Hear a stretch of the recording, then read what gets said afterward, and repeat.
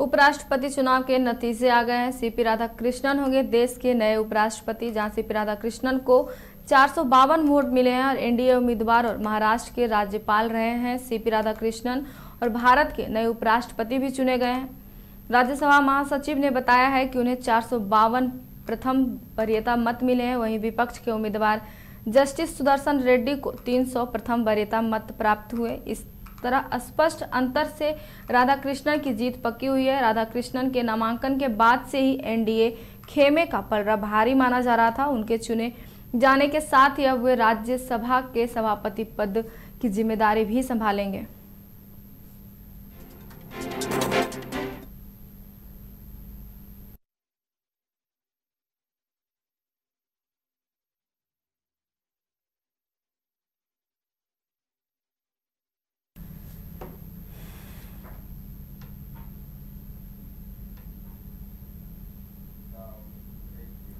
नमस्कार, स्वागत है आपका न्यूज बाइस्कोप में। इस वक्त तमाम खबरों के साथ मैं हूं आसिया। सरायकेला से खबर, जहां नेपाल में सोशल मीडिया प्रतिबंध के बाद भड़की हिंसा पर पूर्व केंद्रीय मंत्री अर्जुन मुंडा ने प्रतिक्रिया दी है। आदित्यपुर में एक निजी कार्यक्रम में शामिल हुए मुंडा ने कहा कि नेपाल हमारा पड़ोसी और करीबी देश है, इसलिए वहां की स्थिति भारत के लिए भी चिंता का विषय है। उन्होंने बताया कि भारत सरकार नेपाल की घटना पर नजर बनाए हुए है और स्थिति की निगरानी की जा रही है। मुंडा ने कहा कि कुछ तत्व संबंधों को प्रभावित करने की कोशिश करते हैं, लेकिन भारत नेपाल के बीच हमेशा मधुर संबंध रहे और नेपाल ने भारत पर भरोसा भी जताया है। उन्होंने भरोसा जताया है कि नेपाल सरकार जल्द ही इस स्थिति से निपट लेगी। रांची से अगली खबर, जहां झारखंड के स्वास्थ्य विभाग ने नियुक्तियों की सौगात दी है। स्वास्थ्य मंत्री इरफान अंसारी ने नामकुम स्थित आईपीएच सभागार में आयोजित समारोह में संविधा आधारित 91 सामुदायिक स्वास्थ्य पदाधिकारियों को नियुक्ति पत्र सौंपा है। इस मौके पर स्वास्थ्य सचिव अजय कुमार सिंह और मिशन निदेशक शशि प्रकाश झा भी मौजूद रहे। मंत्री ने कहा कि विभाग में जल्द ही 10,000 नई नियुक्तियां की जाएंगी। राज्य के अस्पतालों को आधुनिक सुविधाओं से लैस किया जाएगा और स्वास्थ्य सेवाओं की हर कमी को दूर कर लोगों का नजरिया विभाग के प्रति बदला जाएगा।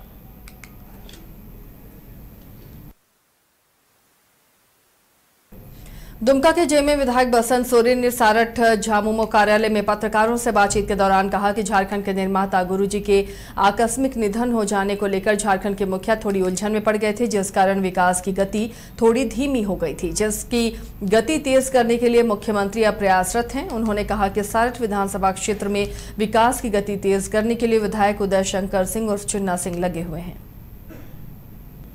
झरिया के लोधना क्षेत्र की विभिन्न समस्याओं को लेकर भाजपा विधायक और जनता श्रमिक संघ की महामंत्री रागिनी सिंह लोधना महाप्रबंधक निखिल बी त्रिवेदी से मिली। वार्ता के दौरान जनता श्रमिक संघ के केंद्रीय अध्यक्ष संतोष सिंह, केंद्रीय उपाध्यक्ष प्रदीप सिन्हा, संयुक्त महामंत्री डीके पांडे, संगठन सचिव संजय यादव, क्षेत्रीय सचिव छोटू सिंह और असंगठित क्षेत्रीय सचिव रविकांत पासवान मौजूद रहे।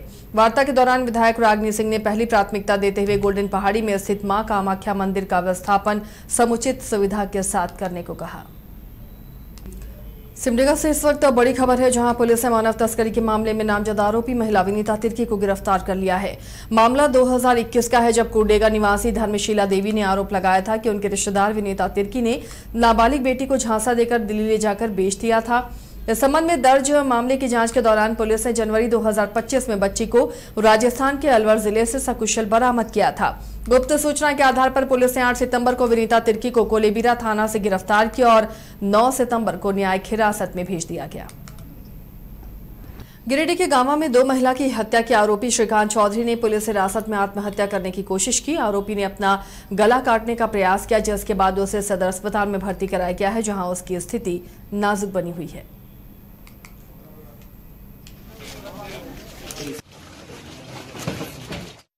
मिल रही है, जमकर लोगों ने बवाल काटा है। आपको बता दें, गिरिडीह के गांवा में 2 महिला की हत्या का आरोपी है श्रीकांत चौधरी और पुलिस हिरासत में उसने आत्महत्या करने की कोशिश की है। आरोपी ने अपना गला काटने की ही कोशिश की, जिसके बाद उसे सदर अस्पताल में भर्ती कराया गया।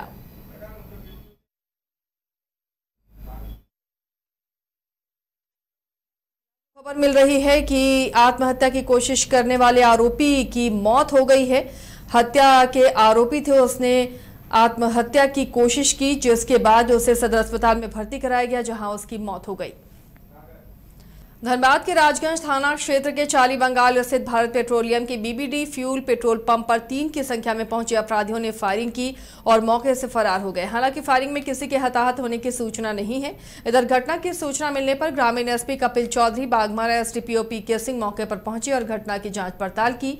मौके से 2 खोखे बरामद किए गए हैं। पुलिस आरोपियों की पहचान के लिए आसपास लगे सीसीटीवी फुटेज की जांच कर रही है। झारखंड के पूर्व कृषि मंत्री रणधीर कुमार सिंह ने प्रेस वार्ता कर आरोप लगाते हुए कहा कि संताल परगना में पुलिस प्रशासन की मिली भगत से लगातार पशु तस्करी जारी है। उन्होंने कहा कि खासकर सारठ विधानसभा क्षेत्र में पुलिस की मिली भगत से गो तस्करी का धंधा व्यापक पैमाने पर जारी है। उन्होंने बताया कि रात को क्षेत्र की जनता से संपर्क कर अपने आवास लौट रहे थे, तभी देखा कि सहजोरी जंगल के पास पुलिस द्वारा मवेशी से भरा हुआ 2-3 वाहनों को जब्त किया गया है।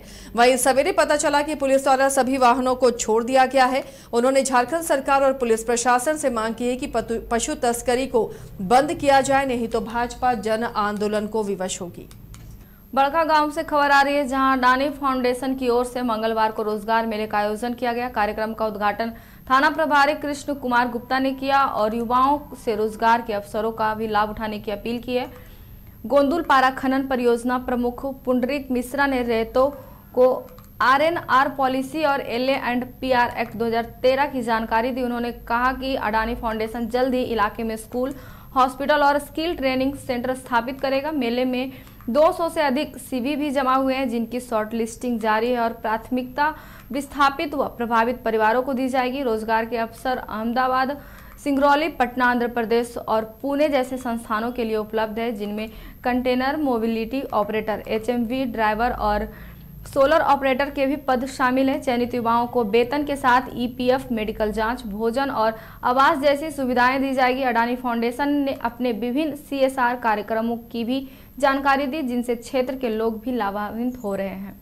धनबाद से बड़ी खबर है, जहां जिला परिषद की कल होने वाली बैठक हंगामेदार रहने वाली है। बैठक में 15वें वित्त आयोग का फंड न मिलना, बिजली, पानी, सड़क, भवन की कमी, BPL बच्चों का नामांकन और दुकान आवंटन जैसे मुद्दे छाए रहेंगे। जिला परिषद अध्यक्ष शारदा सिंह ने कहा कि केंद्र में से फंड न मिलने से गांवों का विकास ठप है। राज्य सरकार भी उदासीन है और विभागीय अधिकारियों की लापरवाही व भ्रष्टाचार के कारण योजनाएं अधूरी है। उन्होंने नल जल योजना और बिजली व्यवस्था को भी भ्रष्टाचार की भेंट चढ़ा बताया और कहा कि ग्रामीण विकास कार्य पूरी तरह से प्रभावित है। तो टेंडर इसका करवाया गया, अभी एक को मिला, उसका एग्रीमेंट हो गया, टेंडर हो गया इसका, जी टेंडर बनना फाइनल हो गया।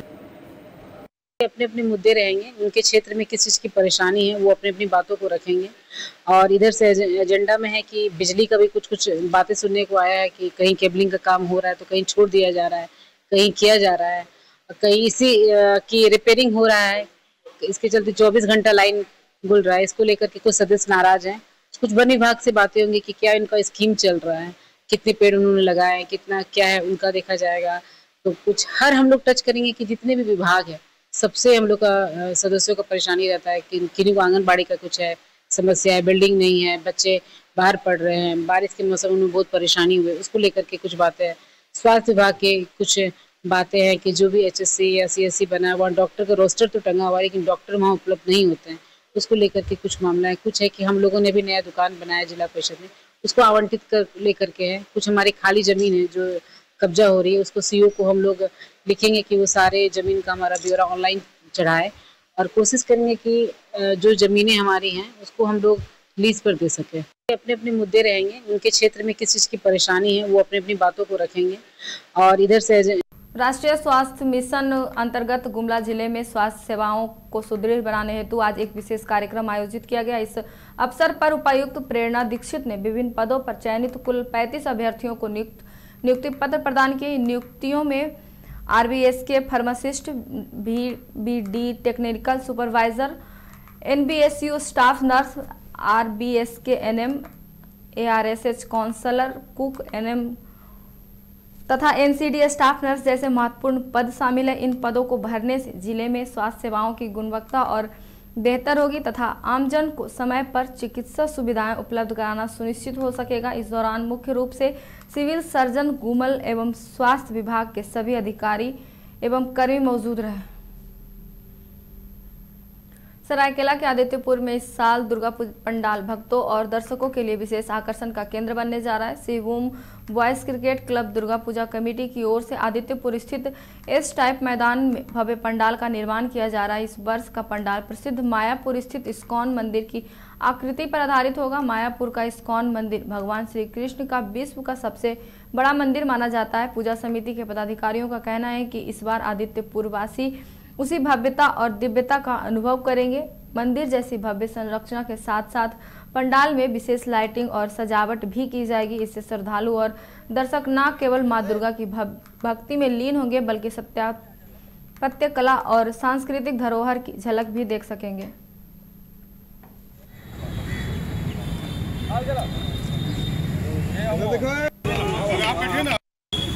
ये इस्कॉन टेम्पल मायापुर श्री कृष्ण भगवान का वर्ल्ड का सबसे बड़ा मंदिर है जो नदिया जिला में स्थित है।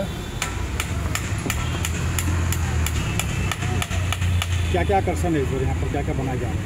ये पंडाल तो अपने आप में ही आकर्षण है। इससे बड़ा आकर्षण क्या, पूरा कृष्ण भगवान का जन्म से लेके सब लीला तक सब चीज़ का हम लोगों ने दर्शाया है। लाइटिंग भी है, उसमें भी श्री कृष्ण जी का ही हम लोग दर्शा रहे हैं। विशेष आकर्षण तो पंडाल ही हमारा अपने आप में है।